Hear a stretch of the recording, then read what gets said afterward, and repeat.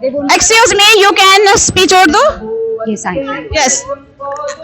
जैसे भी एक मुसलमान हमारा जो रिएक्शन होना चाहिए था फलस्तीनियों के लिए, क्या हमारा ऐसा रिएक्शन है?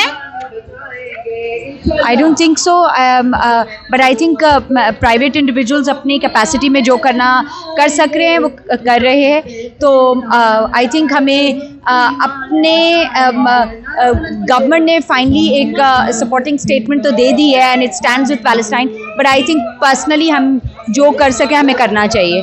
और मुझे तो यही बात नहीं समझ आ रही कि हमें ये किसी को क्या प्रूव करना है या क्यों बताना पड़ रहा है कि बच्चे मारे जा रहे हैं, इनोसेंट बच्चे, चाहे वो मुसलमान हो या ना हो. और ये तो मुसलमान हमारे अपने बच्चों जैसे बच्चे मारे जा रहे हैं. ये इस बात को हमें क्यों किसी को समझाना पड़ रहा है, पूरी दुनिया को क्यों हमें बताना पड़ रहा है?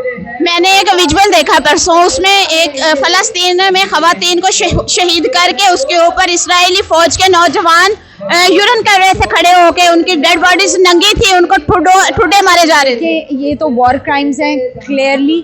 और अगर जस्ट बिकॉज इसको वेस्ट अगर नहीं एक्नॉलेज करेगा तो इससे कोई फ़र्क नहीं पड़ता. जो चीज़ वॉर क्राइम है वो वॉर क्राइम है, ये सबको पता है. और इस तरह की सिचुएशंस में हम ये बहुत सेंचुरी से देखते आ रहे हैं कि इंसान एक हैवान बन जाता है और इस तरह की हरकतें करना शुरू कर देता है. इसीलिए लॉज हैं हर कंट्री में भी और फिर इंटरनेशनल लॉज हैं, लेकिन कोई भी उनको वेस्ट फॉलो ही नहीं करना चाह रहा. जैसे लॉज की बात की, लॉज हमें कहीं लॉ कहीं नजर नहीं आ रहा है. जैसे इंटरनेशनल लेवल पे लॉज का बड़ा वो जो है ना डंका बजता है कि यहाँ बहुत कानून है, मुसलमानों के लिए, इंसानों के लिए कोई लॉ नजर नहीं आया इतने दिनों से. ये बहुत अनफॉर्चुनेट बात है, मुझे ये कहना अच्छा नहीं लग रहा, बट इट्स ट्रू.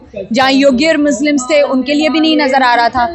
दूसरी तरफ कश्मीरीज हैं, कहीं भी मुझे ऐसे फील होता है कि अनफॉर्चुनेट है कि मुस्लिम्स जहाँ भी ऑप्रेस होते हैं कभी भी उनके लिए उनको कोई कवरेज नहीं मिलती. और जो पूरा ये वेस्ट का प्रोपेगेंडा है, मुझे ये वंस अगेन मैं बार बार रिपीट कर रही हूँ, कहते हुए अच्छा नहीं लग रहा. ऐसे लग रहा है कि मैं बात बना रही हूँ, लेकिन एवरीबडी नोज दैट. जैसे सियासी जमातों का एक रिएक्शन आना चाहिए था, इसमें बयानात आने चाहिए थे. 21 तारीख कल है हमारे अक्टूबर की और नवाज शरीफ साहब आ रहे हैं, कोई बयानिया नजर नहीं आया इसराइल के खिलाफ. आई थिंक कि मैं किसी भी सियासी जमात के बारे में कुछ भी ना बोलूं तो अच्छा है, क्योंकि ये तो अनबिलीवेबल बात है कि कोई भी जमात, और मैं इसमें हर जमात को इंक्लूड करती हूँ, कि किसी का भी कोई रिएक्शन नहीं आया.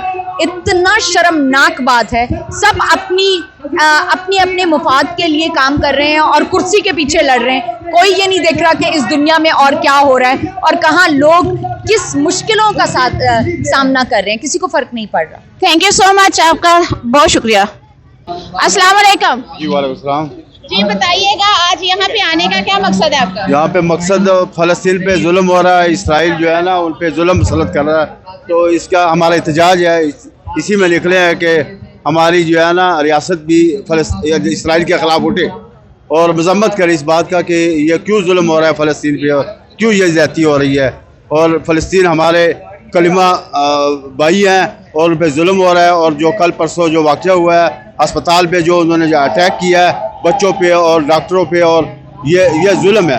तो इसलिए हम जो है ना हमारा एहतजाज है, हम अपनी रियासत से हमारी अपील है कि इसराइल के ख़िलाफ़ उठे और इस बात की मजम्मत करे कि फ़लस्तीन पे क्यों जुल्म हो रहा है. पाकिस्तान में बहुत सारे दीनी जमातें हैं, उनका कोई रिएक्ट नहीं आया इतने दिनों में. नहीं, इंशाल्लाह आएगा. दीनी जमातें भी उठेंगी और ये यकतेजी करेगी इस बात की कि ये क्यों जुल्म हो रहा है. इंशाल्लाह.